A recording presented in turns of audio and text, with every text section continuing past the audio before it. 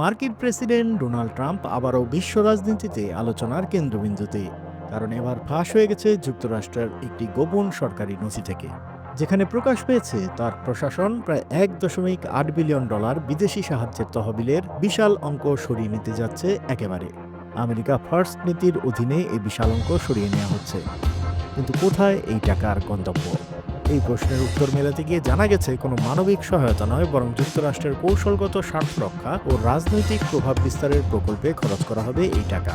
গ্রিনল্যান্ডের খনিজ সম্পদে বিনিয়োগ, লাতিন আমেরিকায় মার্ক্সবাদী বিরোধী কার্যক্রম আর চীনের ক্রমবর্ধমান প্রভাবকে ঠেকানো, এসবই এখন ট্রাম্প প্রশাসনের অগ্রাধিকার। কংগ্রেসে পাঠানো নোটিফিকেশনে স্পষ্ট বলা হয়েছে, আমেরিকার জাতীয় নিরাপত্তার স্বার্থেই এই অর্থ নতুনভাবে ব্যবহার করা জরুরি। এতে আমেরিকা হবে আরও নিরাপদ, শক্তিশালী ও সমৃদ্ধ। এর লক্ষ্য অতীতের মতো খালি দান খয়রাতির কাজ নয়, বরং লক্ষ্য এখন প্রভাব খাটানো ও কৌশলগত শক্তি বৃদ্ধি।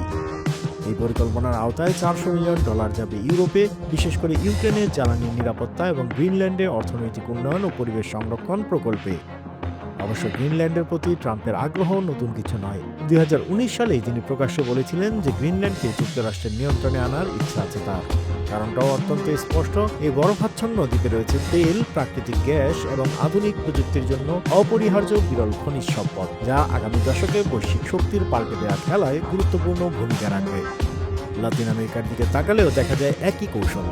আরও $400 মিলিয়ন বরাদ্দের পরিকল্পনা করা হয়েছে, আর এর কারণ মার্ক্সবাদী ও মার্কিন বিরোধী সরকারগুলোর বিরুদ্ধে পদক্ষেপ নিতে, বিশেষ করে ভেনেজুয়েলা ও কিউবা ও নিকারাগুয়ার মতো দেশগুলোতে। এছাড়াও অবৈধ অভিবাসন ঠেকানো এবং চীনের কৃত্রিম বুদ্ধিমত্তা ও গুরুত্বপূর্ণ খনিজে আধিপত্যের জবাব দেয়া, সবই এই অর্থের ব্যবহারের তালিকায় আছে। কিন্তু এই সিদ্ধান্তের পরই শুরু হয়েছে তীব্র সমালোচনা, কারণ চলতি বছরের শুরু থেকেই ট্রাম্প প্রশাসন ধাপে ধাপে ইউএসএইডকে প্রায় অকার্যকর করে দিয়েছে, যা এতদিন ছিল মার্কিন বৈদেশিক সাহায্য বা মানবিক সহায়তার মূল সংস্থা। জানুয়ারি থেকে এই সংস্থার কার্যক্রম স্থগিত করে পরবর্তীতে বাজেট কাটছাঁট করা হয়েছে, যার ফলে হাজার হাজার কর্মী চাকরি হারিয়েছেন, আর জরুরি খাদ্য ও চিকিৎসা সহায়তার মতো জীবন রক্ষাকারী প্রকল্প মারাত্মকভাবে ব্যাহত হয়েছে। ফলে আফ্রিকার খরাপ্রবণ অঞ্চল থেকে শুরু করে মধ্যপ্রাচ্যের যুদ্ধবিধ্বস্ত এলাকায় মার্কিন সহায়তা হঠাৎ বন্ধ হয়ে যাওয়ায় মানবিক সংকট ভয়াবহ আকার নিয়েছে। এই প্রেক্ষাপটে মার্কিন সিনেটর জিন শাহিন তীব্র প্রতিক্রিয়া জানিয়ে বলেছেন, গ্রিনল্যান্ডের মতো জায়গায় রাজনৈতিক স্বার্থে ট্যাক্স পেয়ারদের অর্থ ঢালাই করা এবং আফ্রিকান দেশগুলোকে চাপ দেওয়ার এই কৌশল যুক্তরাষ্ট্রের দীর্ঘদিনের পররাষ্ট্রনীতির মূল আদর্শের পরিপন্থী। এটি আসলে আমেরিকান করদাতাদের অর্থের অপব্যবহার। অন্যদিকে রিপাবলিকান শিবির থেকে এখনো শক্ত জবাব না এলেও ট্রাম্প প্রশাসনের ঘনিষ্ঠ মন্ত্রী মার্কো রুবিও জুলাইয়ে ইউএসএইডকে স্টেট ডিপার্টমেন্টে স্থানান্তরের সময় বলেছিলেন, আমরা দান খয়রাতের পুরনো মডেল থেকে সরে যাচ্ছি। এখন লক্ষ্য হবে দেশগুলোর নিজস্ব সক্ষমতা বাড়িয়ে টেকসই উন্নয়নের পথ তৈরি করা।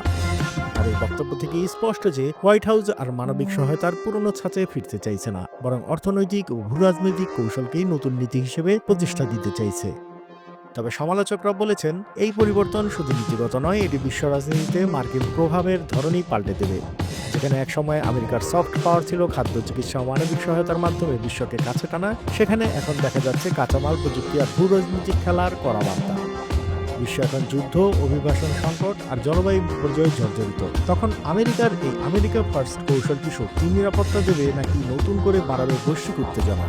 আপনার কি মনে হয়? মতামত জানাতে পারেন কমেন্টে। আন্তর্জাতিক অঙ্গনের সব খবর, আপডেট ও বিশ্লেষণ জানতে সাবস্ক্রাইব করুন বাংলা ফ্লো ইউটিউব চ্যানেল। একই সঙ্গে লাইক, কমেন্ট করে সংযুক্ত থাকুন বাংলা ফ্লো ফেসবুক, ইনস্টাগ্রাম ও টিকটকে।